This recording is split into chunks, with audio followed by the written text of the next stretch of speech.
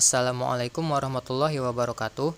Perkenalkan, nama saya Fauzan Azali, perwakilan dari tim Gemastik Triguna Dharma 2022. Pada kesempatan kali ini saya akan memaparkan tentang perancangan sistem yang akan dibuat, yaitu implementasi Internet of Things pada pemantauan banjir di Kota Medan untuk mewujudkan Smart City dengan tim yang beranggotakan Muhammad Khairul Ihsan, Gajut Doin Duta Ginting, dan Fauzan Azli, serta dosen pembimbing kami yaitu Bu Usti Fatimah Sari Sitorus Pane, Eskom Mkom. Sebelum memulai lebih lanjut, saya akan memaparkan sedikit tentang Smart City. Smart City merupakan impian bagi kota-kota yang ada di Indonesia, karena Smart City merupakan konsep kota cerdas yang dimana konsep ini menjadi impian bagi kota-kota besar, bukan hanya di Indonesia tetapi juga di seluruh negara di dunia, baik negara berkembang maupun negara maju. Konsep Smart City ini dapat membantu masyarakat perkotaan untuk mendapatkan informasi secara tepat dan cepat. Konsep Smart City ini diyakini dapat menyelesaikan masalah perkotaan, misalnya mengetahui kondisi jalan yang terkena banjir. Banjir merupakan masalah yang sering terjadi di kota-kota besar yang ada di Indonesia. Salah satunya adalah Kota Medan yang menjadi langganan banjir. Adapun penyebab banjir, yaitu seperti curah hujan yang tinggi, luapan air sungai, sampah yang berserakan, dan perubahan iklim yang drastis. Curah hujan yang tinggi di musim hujan kali ini menyebabkan beberapa jalan di kota besar tergenang air banjir, yang mengakibatkan jalan sulit untuk dilalui.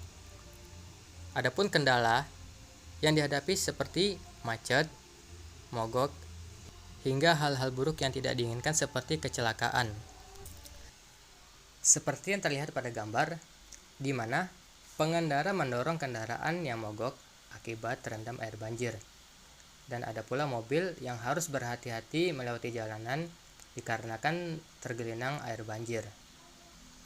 Oleh karena itu, untuk mengatasi permasalahan ini, pembuatan sistem pendeteksi ketinggian air banjir akan berguna untuk pemantauan banjir di jalanan maupun di daerah yang sering terjadi banjir. Sistem perancangan yang akan dibuat yaitu di mana setelah sistem mendeteksi ketinggian air banjir tersebut akan dijadikan data dan akan dikirimkan atau disimpan ke dalam database MySQL. Dan nantinya data tersebut akan dimasukkan ke dalam sebuah web untuk dijadikan informasi. Rancangan sistem yang dibuat yaitu berupa pipa, yang di dalam pipa terdapat sensor dan styrofoam.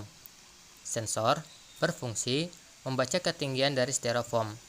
Ketinggian dari styrofoam ini disebabkan oleh banyaknya air yang masuk ke dalam pipa. Seperti yang terlihat pada gambar, ini adalah bagaimana cara styrofoam difungsikan, yaitu air yang masuk ke dalam pipa akan mengangkat styrofoam ke atas berdasarkan banyaknya atau tingginya volume air yang masuk ke dalam pipa. Semakin banyak air yang masuk ke dalam pipa, maka semakin terangkat pula styrofoam mengikuti debit air yang masuk ke dalam pipa. Kemudian, sensor akan membaca jarak antara dirinya dengan styrofoam tersebut. Jarak antara styrofoam dengan sensor akan dijadikan data lalu akan dikirimkan dalam sebuah web yang dapat diakses melalui gadget seperti laptop ataupun smartphone.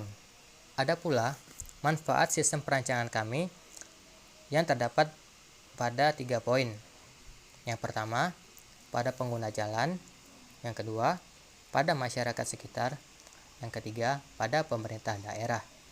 Di mana pada pengguna jalan, pengendara ataupun pejalan kaki mendapat informasi seputar lokasi yang akan dilewati.